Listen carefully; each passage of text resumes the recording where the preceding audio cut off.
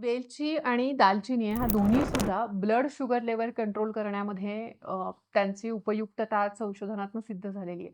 त्याच्यामुळे त्याला एक नॅचरल सबस्टिट्यूट तुमची शुगर लेव्हल आहे ती नियंत्रित राहण्यासाठी म्हणून तुम्ही जर वेलचीचा काढा आणि दालचिनीचा काढा म्हणजे एक तर तुम्ही सेपरेटही घेऊ शकतात किंवा दोन्हीही एकत्र म्हणजे वेलची पूड आणि दालचिनी पूड असं दोन्हीही पाव-पाव चमचा एकत्र करून जर त्याचा काढा म्हणजे काय, की गरम पाण्यामध्ये ते भिजत ठेवायची. पाव चमचा दालचिनी आणि वेलचीची पूड आणि त्याच्यावर झाकण ठेवायचं आणि कोमट झाला, की तो गाळून काढा प्यायचा.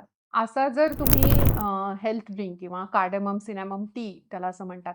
तो जर तुम्ही घेतला, तर खूप उत्कृष्ट शुगर सुद्धा कंट्रोल होते आणि दुसरं वजन सुद्धा नियंत्रित राहण्यास फायदा होतो. तर वजन ज्यांना कंट्रोलमध्ये ठेवायचं आहे ना, त्यांच्यासाठी मी एक छान तुम्हाला एक रेजिम सांगते. हेल्थ ड्रिंक तुम्ही कसं घेतलं पाहिजे, कुठले-कुठले घेतले पाहिजेत. अशा वेळेस तर वजन कमी करण्यासाठी तुम्ही अशा प्रकारे दालचिनी आणि वेलचीचा जो काढा किंवा ज्याला आपण फांट असं म्हणू शकतो किंवा टी.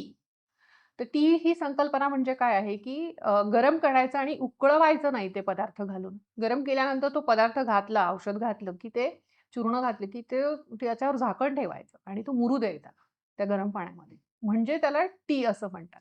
आपण जो काढा उकळवतो तो वेगळा. तो चहा नाही. अशा प्रकारचा जर तुम्ही दालचिनी आणि वेलचीचा काढा घेतला, पाव-पाव चमचा फक्त टाकायचं 1 कप गरम पाण्यामध्ये आणि मग ते मुरू द्यायचं आणि मग त्यानंतर ते प्यायचं. तसं एक दिवस हा घ्या, एक दिवस दालचिनीचा काढा घ्या, एक दिवस धन्या-जिऱ्याचा काढा घ्या किंवा नुसता धन्याचा काढा घ्या. एक दिवस तुम्ही आमसुलाचं सार घ्या.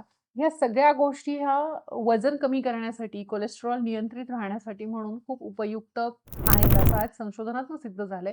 पण त्याला तुम्ही अशा प्रकारे आलटून-पालटून जर वापरलं, तर ते जास्त बेनिफिशियल होतं. एकाच कुठल्यातरी गोष्टींनी जो दोष वाढतो आपल्या शरीरामध्ये, तसा प्रकार होत नाही. तर वजन कमी करण्यासाठी मग कधी घ्यावा? तर दुपारच्या वेळेस शक्यतो घ्यावा. म्हणजे साधारण एक 4-5 च्या दरम्यान जर तुम्ही रेग्युलर चहाला तुमच्या जर ह्या चहाने रिप्लेस केलं, तर तुमची भूक नियंत्रणात राहते आणि संध्याकाळच्या वेळेस हलका आहार घ्यावा.